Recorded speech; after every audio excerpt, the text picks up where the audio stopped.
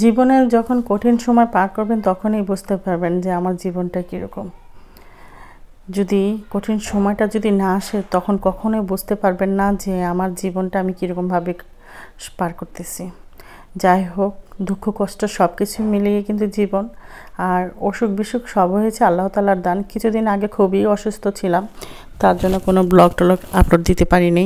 তো আজকে ভাবলাম ব্লগটা যেহেতু করে রেখেছিলাম অনেক আগে, যখন বৃষ্টি হয়েছিল, এখনও আপাতত বৃষ্টি নাই, অনেক দিন ধরে বৃষ্টি হয়নি, তখন এই ব্লগটা আমার তৈরি করা ছিল।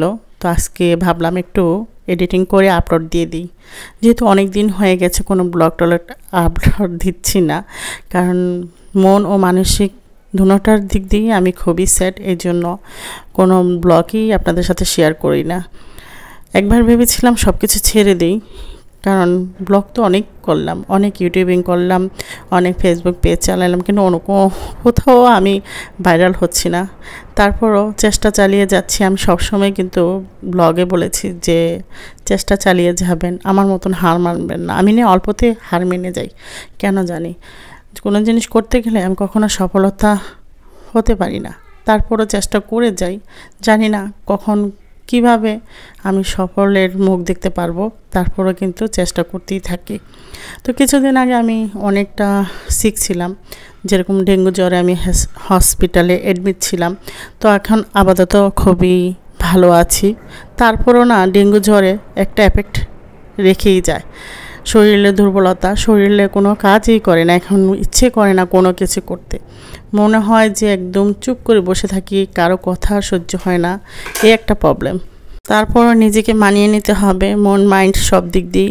কারো চিল্লাচিল্লি আসলে ভালো লাগে না, কীরকম জিনিস লাগে। বাচ্চাদের সাথে চিল্লাচিল্লি করি, হ্যাঁ বাচ্চারা আমাকে বলে আমি নাকি পাগল হয়ে গেছি।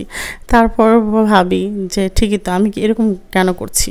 ওই যে বললাম না, একটা এফেক্ট থেকে যায়। তো কার কার ডেঙ্গু হয়েছেন দেখছেন। আমার মেয়েটা, ছোটো মেয়েটা খুবই ডিস্টার্ব করতেছে, যেরকম ভিডিও করতে সময় খুবই ডিস্টার্ব করে, সেরকম যদি আমি ভয়েস দিতে যাই তখনই কিন্তু দরজাকে ভাইরা বাড়ি শুরু করে, সবাই ইগনোর করবেন।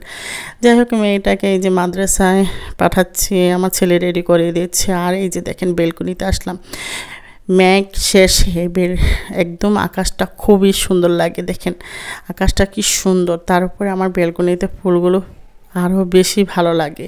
এখন আপাতত ফুলগুলো সব মরে গেছে। তারপরে গ্যাস ছিল না, রান্না করেছি এখানে এই যে রুই মাছ ভুনা করেছি, আর এখানে হলো এই যে বটটা কিন্তু আরও শুকাবো, মাত্র পানি দিয়ে ভালো করে সিদ্ধ করতেছি, একদম ভাজা ভাজা করে নেব বট। আর এদিক দিয়ে হলো এই যে একটু শুটকি রান্না করতেছি, কাচকি শুটকি দিয়ে আলু দিয়ে রান্না করলে আমার কাছে খুবই ভালো লাগে। তো চুলায় একটু একটু করে বসিয়ে দিয়েছি, আর এখানে ইলেকট্রিকের চুলাও বসিয়ে দিয়েছি। যে রুই মাছ বোনা হয়ে গেছে। তো এই তো সব কিছু মিলে আমার দিনটা কাটতেছে এরকমভাবে। সবাই আমার জন্য দোয়া করবেন। আর জানি না ব্লগ আপনাদের সাথে সবসময় শেয়ার করতে পারবো কি না, জানি না। তো এখন ইচ্ছে করে না কোনো কিছুই, তারপরও সবাই আমার জন্য দোয়া করবেন, আমি যেন ভালো থাকি, সুস্থ থাকি।